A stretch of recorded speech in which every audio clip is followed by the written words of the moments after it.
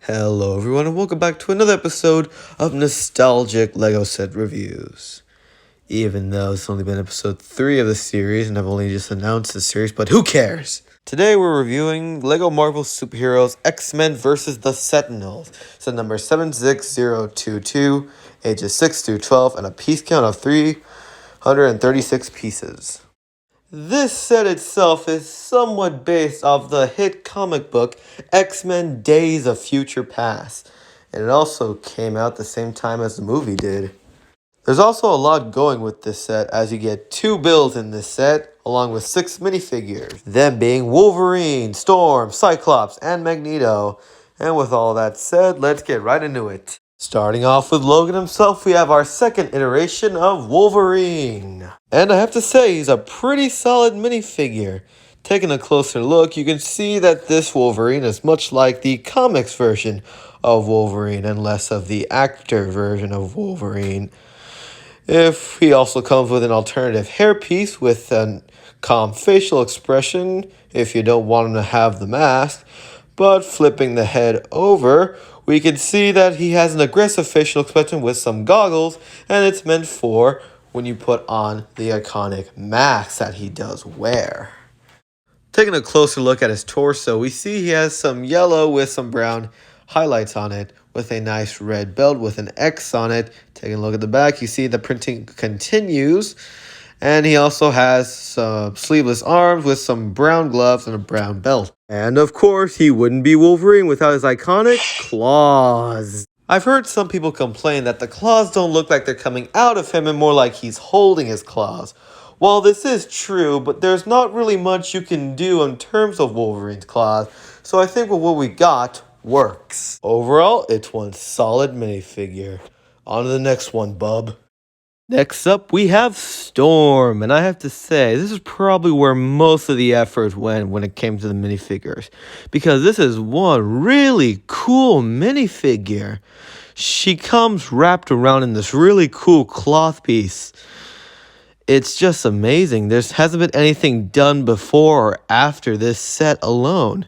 As I take Storm apart, we can see how the cloth piece gets on her. It pretty much wraps around her neck, then goes on her arms.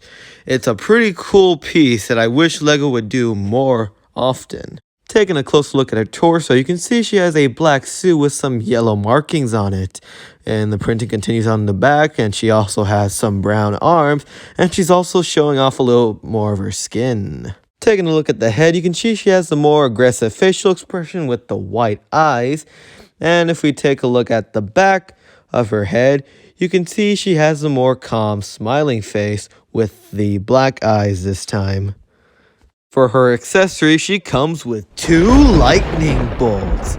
Because she is Storm, and as we all know, Storm controls the weather, and she can also summon lightning.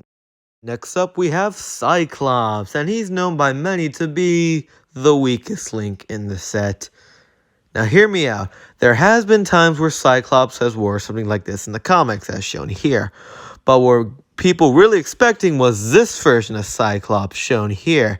And unfortunately, we didn't get this version. And where Storm had more of an effort put into her, you can definitely tell they put less of an effort into Cyclops. There's not really much to say about this figure. He doesn't come with any accessories. He pretty much just has one facial expression, which is a calm face with the yellow visor. Nothing really special going on in the back of his head. And if you look at the torso, you see he has a dark blue torso with the red belt with the X on it. Printing continues on the back. And he also has a yellow glove and belt piece. Overall, if I had to summarize this minifigure in a nutshell, it would be that it's just bland. And last but not least, we have the Master of Metal himself, Magneto.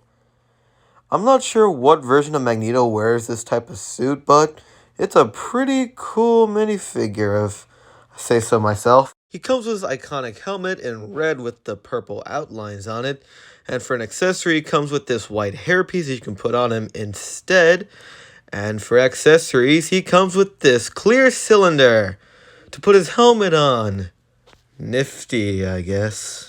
He comes with two facial expressions, one being the more aggressive facial expression that looks pretty cool, and if we flip his head around, we have this smiling face that is pretty damn horrible to look at. Make no mistake, this face is ugly. Dear God, what happened to him? He doesn't even look like Magneto anymore, he just looks like some cosplay or something. His mouth is way too low, and he looks like he had plastic surgery way too many times. And every time failed. Anyway, he comes with this purple suit that has some of the cape on it and this white belt and white gloves. It's a pretty cool suit. And if we look at the back, you see that the printing continues with that belt, of course. You also have this brick-built platform that Magneto stands on so he can fly around on, as shown on the box art. Pretty cool. And with all the minifigures out of the way, let's get to the main set itself, shall we? Let's start off with the main build itself. We have the Sentinel. It's honestly a pretty well-built Sentinel. I really am surprised what the LEGO has done with this Sentinel. It's one really good build. There's only one problem I really have with this guy, and that be its face. The printing is just a little bit too small for his head. And also, his head's a little bit too round. I mean, yes, Sentinel heads are round, but they're not that round. And also, his head's purple when it should be pink. Anyway, for articulation, because of the shoulder piece, his arm can only go up that much. His wrists are on ball joints, so they can turn a full 360 degrees and go inwards and outward that much. His fingers are also articulated with some claw pieces. That's nice to have, I guess.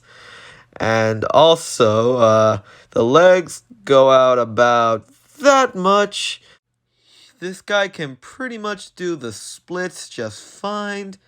And the knees go upwards about this much.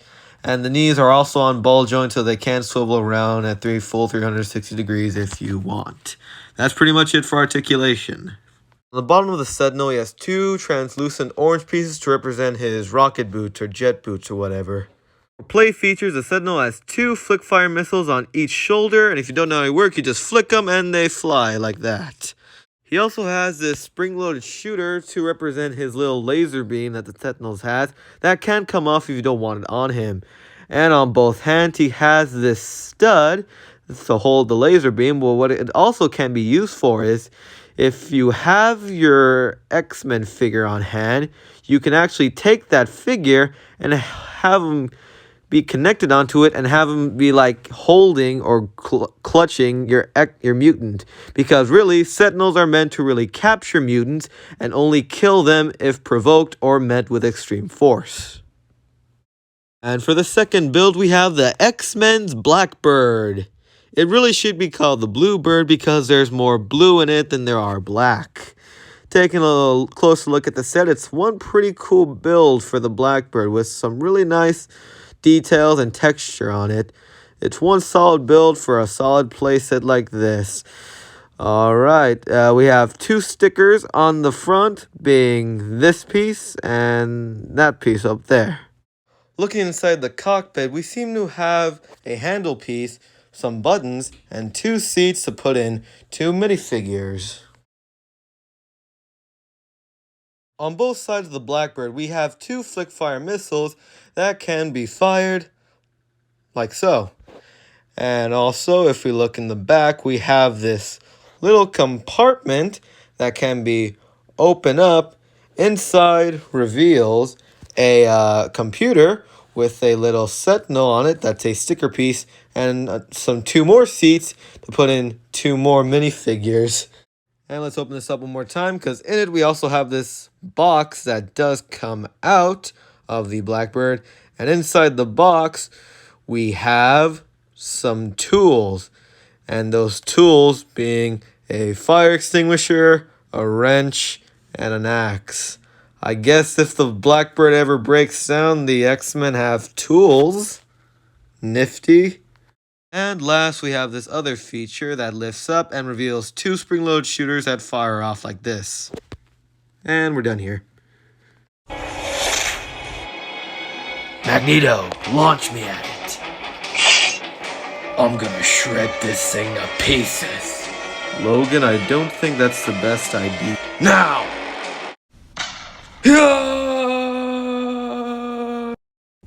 Guys, I didn't think this through.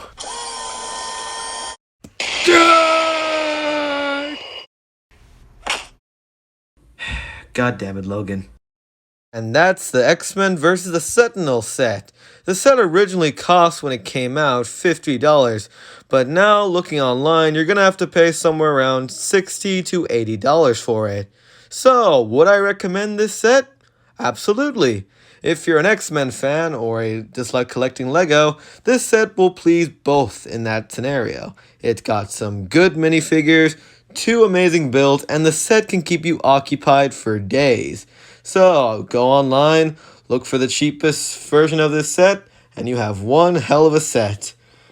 And with that said, I hope you enjoyed this video. If you did, leave a comment and like and subscribe.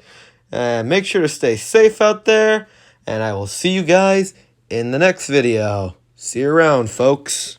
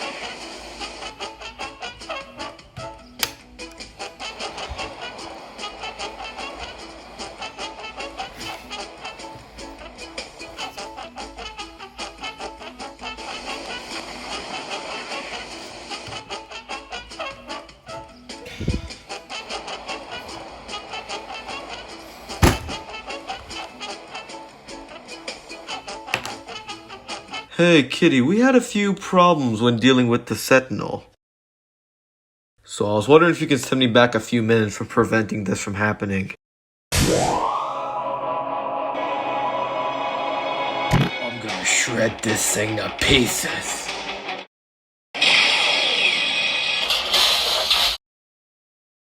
Show off. Says you, Logan.